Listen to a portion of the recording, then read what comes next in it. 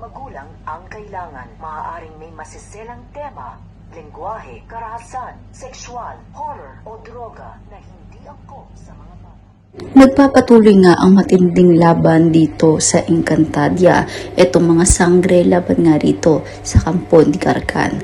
Samantala makikisali na rin ang kaharian ng Sapiro kung kaya't naroon itong si Armea kung saan ay makikipaglaban kasama ang kanyang mga Ashti, ang kanyang Ada at ang kanyang mga Albe.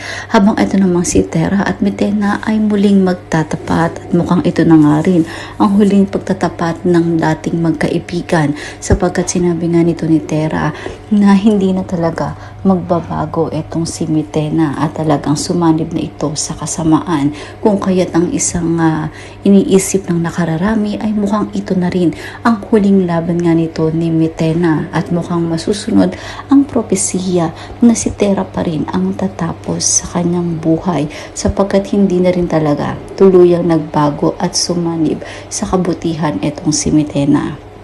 Samantala, nag-aalala naman itong si Baron dito kay Armea.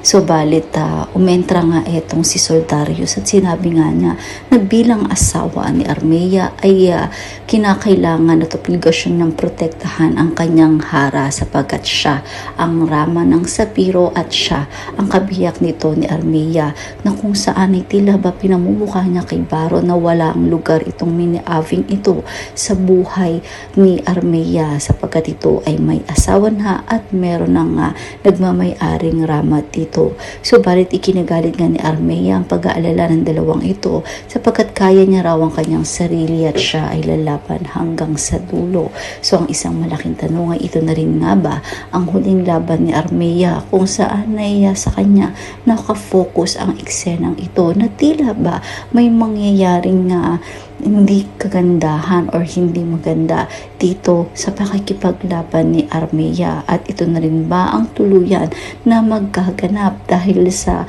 ikalawang pagkakataon ay maaaring mawalan muli ng anak itong si Alena.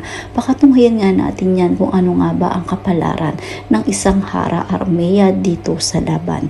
Yan ang mga dapat nating abangan dito nga lang sa Encantadia Sangre.